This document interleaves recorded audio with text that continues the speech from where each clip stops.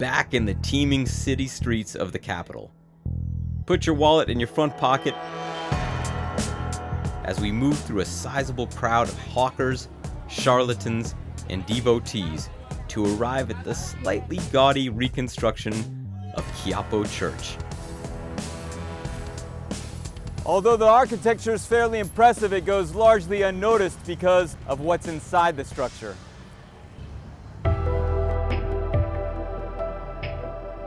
It turns out I'm not the only guy come to see him.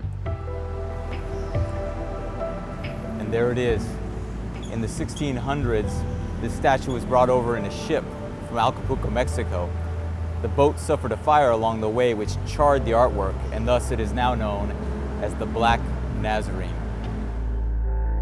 Jesus is depicted carrying the cross to Calvary, where he will be crucified.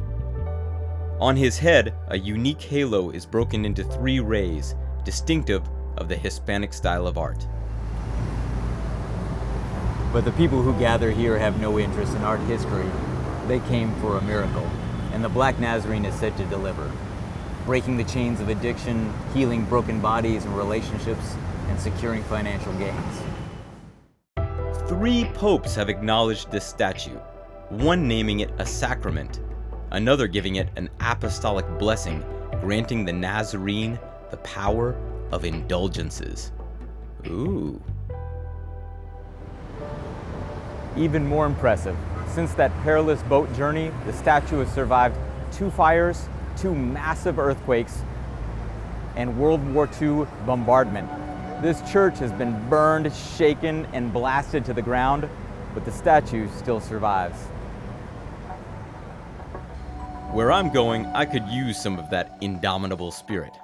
I wanted to approach the statue, but with so many desolate souls around me, I decided to hang back and hope that a little juju rubs off from afar.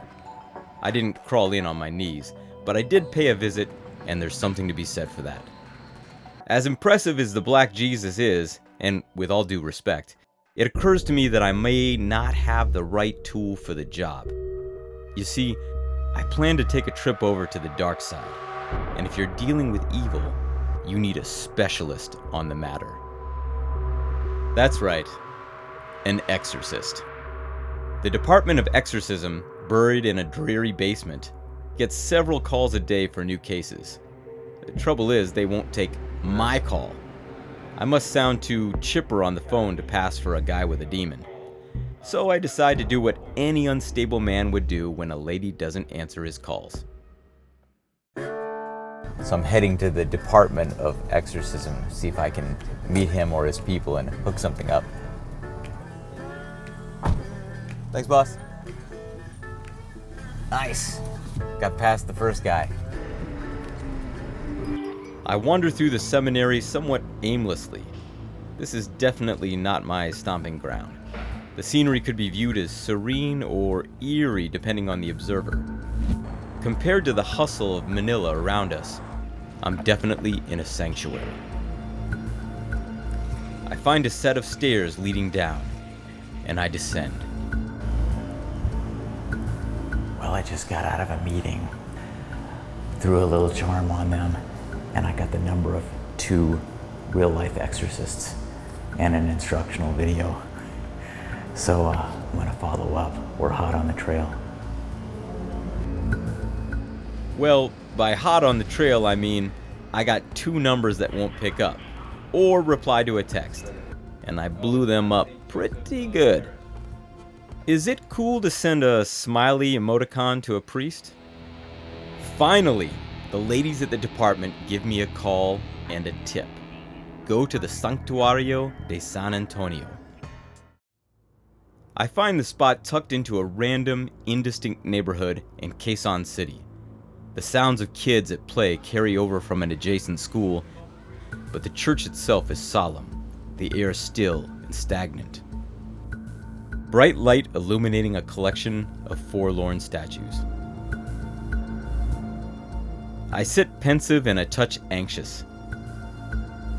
I've never met an exorcist before. What do I ask him? Father Zerudo. Hi. Hi, nice to meet you. I'm Jonathan. Hi. So, let's talk about this whole idea of sin and good and evil. I mean, God created everything, right? And God is good. So where does evil come from?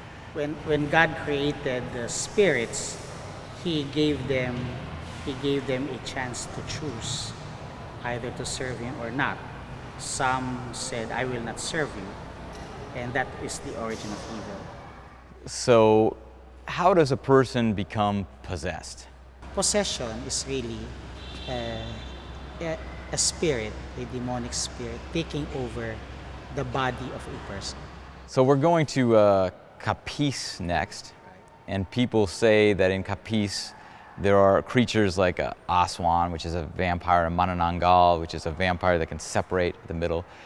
So since I'm below the angels, above the animals, if I encounter an Aswan, because I'm going to go there and look for one, if I encounter one, if it's a demon, I'm in trouble, right?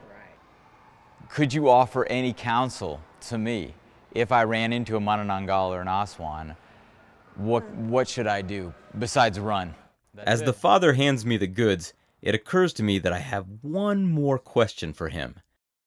Somebody told me that if you are cursed by a witch, you can see a hilot, which is a sort of a traditional healer. In the Philippines, sometimes we call them hilot, sometimes we call them albularios.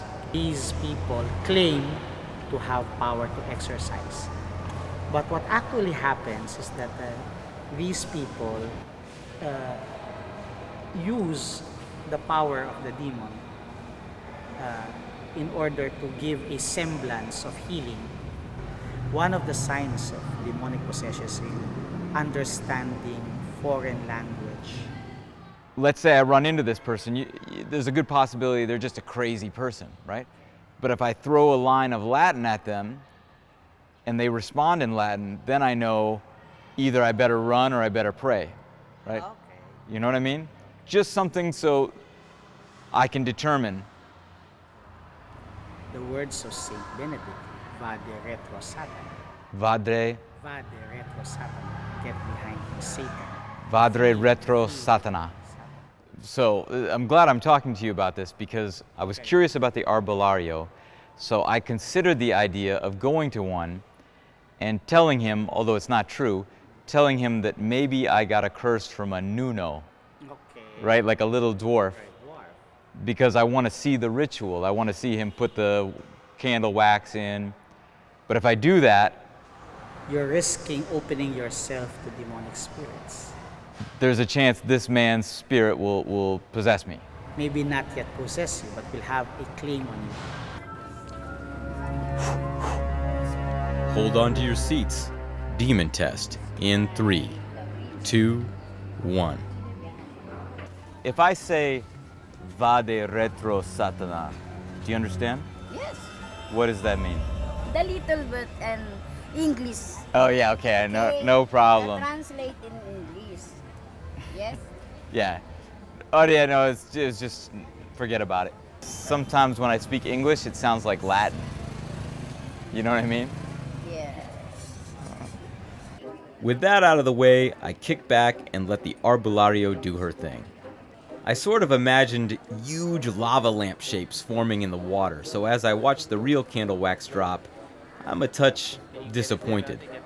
But she makes up for it with a grandiose proclamation. You see a witch? Yes. The witch is over my house, Oh, yes. and there's a pregnant lady in the house. Oh, yes. Big, giant, and bakulaw. Yung mga kapre. And a capre. Oh, tikbalang.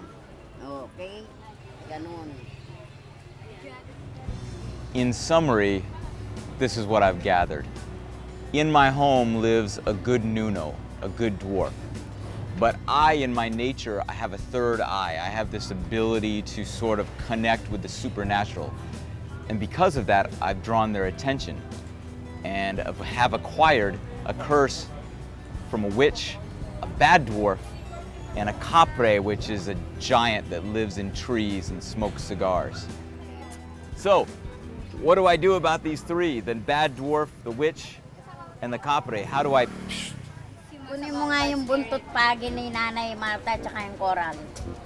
Coral? Yes!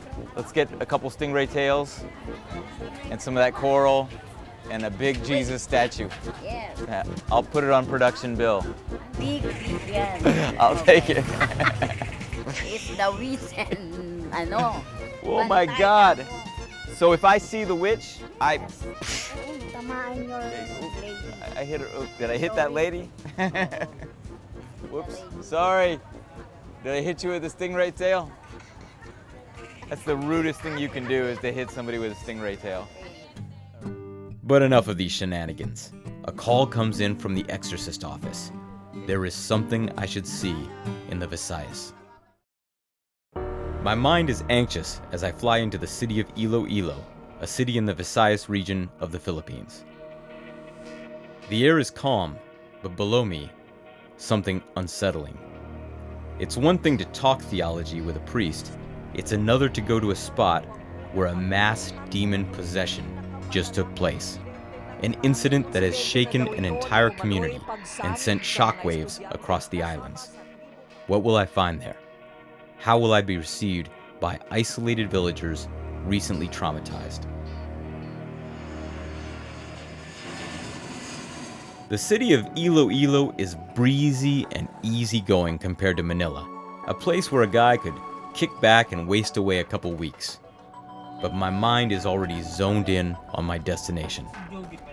No time to relax. Although I'm a rational, critical thinking man, the story has also unnerved me. Before I leave, I don my anting-anting and throw the holy water in my pocket. You never know. Baton Cabanbanan Elementary School squats inconspicuously beside a stretch of road connecting one small community to the next. Word travels fast around these parts, and it's already public knowledge why I'm here. The town captain is on his way. Class is probably over. It was around this exact time that dance practice would have begun. Intense sessions that went into the night. A big festival was approaching. Kids were putting in overtime. A lot of moves to get right. A lot of pressure to perform. It was all going smoothly until something unthinkable happened. Mga umano'y biktima ng mass possession.